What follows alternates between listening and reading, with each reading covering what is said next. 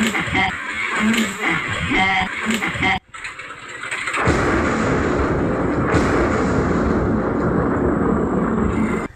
mga ka-IT? Welcome muli sa isa na namang episode ng IT Project. Ang ating hindi matapos-tapos pero pusong-pusong Yamaha STX na converted scrambler simula pa nung kasagsagan ng pandemic. Nung una natin siyang makuha, halos nawala na sa hitsura. Matagal na naka-standby ito, nabitak pa ang crank cover. Walang ilaw, walang ayos, lahat, upuan, halos wala ng pag-asa. Pero syempre sa IT Project, i-restore natin ito. Itong STX na ito ay dati pang tricycle. Model year 2001. 2 dekada na ang tanda nito or more than. Noong 2020, sinimulan nating i-rescue.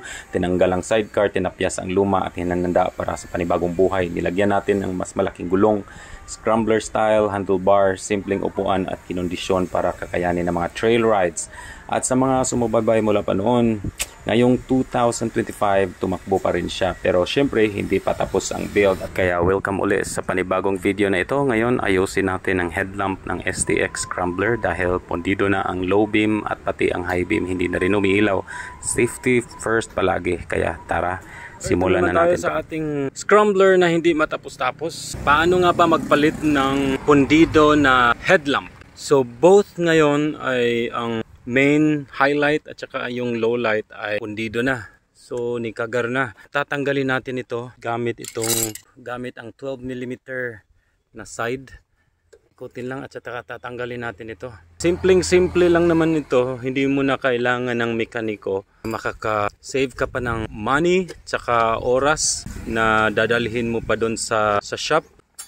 Instead ay ikaw na lang ang gagawa. So ito ay natanggal na natin ito kanina kaya sobrang luwag na nito. So kunting ano na lang. So ito pag natanggal na, no, madali na lang. Kunin nyo lang yung mga tornilyo dito. Tsaka didikwatin nyo na lang ito. Ayan, bukas na. So pag bukas nyo dito, ayan, kita na yung ano niya, mga bumbilya. Ito minsan nakadiin pa yan dyan, itong low lamp. Patapos ayan, makikita nyo na itim na. Although meron naman talaga na bumbilya na itim na. So pagdating nyo sa shop, ipatest nyo na lang. Or kung may baterya kayo dyan, pwede nyo siyang itest. So itong part na ito ay tatanggalin natin. Itong rubber na nag-protect sa moisture at saka para hindi mabasa or walang dumi na makapasok dito sa bumbilya. So, kunting ingat lang, siguraduhin na hindi naka-on yung motorsiklo. Ngayon, maitim na ang bumbilya. So, isa itong indicator na pundido na talaga yung bumbilya nyo. At saka yung pag-remove nito para sa mga baguhan ay counterclockwise lang.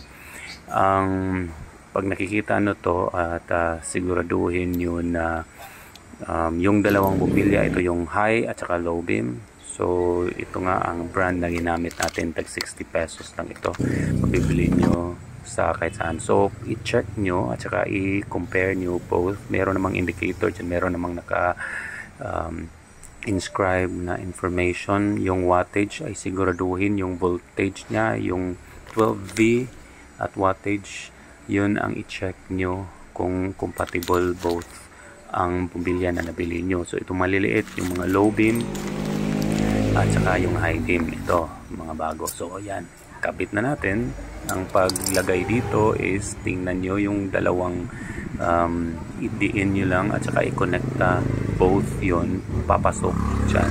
At saka pagdating dyan, may spring naman siya. So clockwise yung ikot para dyan sa lock. Pag napasok na yan, hindi na yan matatanggal. Ibalik niya lang yung rubber hood niya, yan yung magpo-protect. Saka dito din sa low beam, yung maliit na bumbilya ay ganun din ang process. So pagtanggal nyo ay counterclockwise at saka clockwise yung pagbalik. So ito, tandaan nyo lang yung area na yan kasi yan yung magho-hold ng spring. Ito yung magte-tension para hindi mahulog. So kabit nyo lang, tatandaan na lang kung paano itsura ng kabitan ito at saka dyan yung pinaka-end na pipindutin nyo para dyan yung mag-hold ng buong assembly. At saka itong low beam naman na bumbilya ay medyo may issue yan kasi madaling matanggal. Ayan, kita nyo naman. So, ang ginawa ko dyan ay hindi ko na napakita sa video na ito. Nilagyan ko lang ng tape. So, balik tayo dito sa rubber na protector. Ito yung nagsasangga, nagprotect ng moisture at saka dust para hindi makapasok dyan sa bobilya natin. So, tandaan nyo, medyo may bukol siya na doon siya nakalapat yung spring head. At ang ating low beam na bulb ay madaling matanggal yan, pero madaling lang naman nilagyan ko yan ng tape.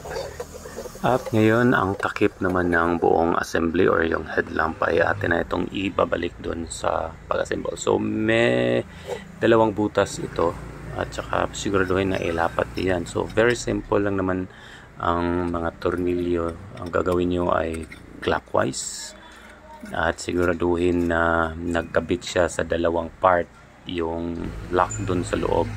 Ngayon ibalik natin itong rail, ito ng grill, at hihigpitan na natin gamit ang wire wrench na number 12. So ngayon papaandarin na natin at iti-test run.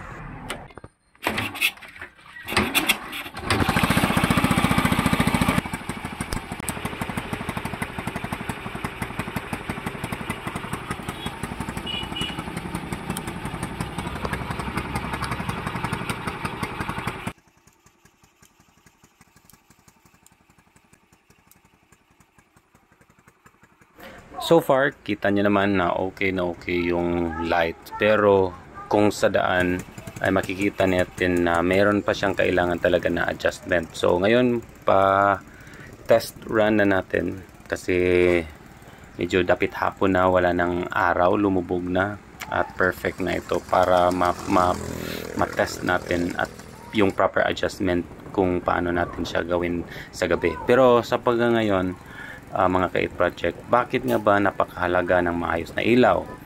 Una, para makita natin ang daan, syempre, lalo na kung madilim katulad ngayon, lalo na may ulan o malubak, kailangan din natin yan. So safety first. Pangalawa, para makita rin tayo ng ibang mga motorista. Iwas disgrasya, lalo na sa kurbada o kalsadang walang mga poste, lalo na dito sa mga probinsya, biglaan yung mga pangyayari, hindi natin talaga ma-predict kung anong mangyayari. Pangatlo ay ang law, requirement ito sa batas trapiko. Kung wala kang ilaw, pwede kang hulihin o masangkot sa aksidente kasi magiging sagabal ka sa daan at hatid ka ng peligro sa ibang mga motorista din. So yun ang iniiwasan naman talaga. Kaya ka dinakip ng LTO or possible na dadakpin ng LTO kasi ikaw yung magdadala ng peligro sa lahat ng mga motorista at possible na masangkot sa aksidente. So yun lang talaga ang pinakapunto dyan. Kaya ka papahatulan ng penalty or dadakpin ka or ipapa-seminar ka or yung mga ganun sa batas trapiko para iwas aksidente at hindi ka makapagulo. Sundin lang natin ito at ride safe mga kapatid. Hanggang dito na lang. Maraming salamat sa panonood.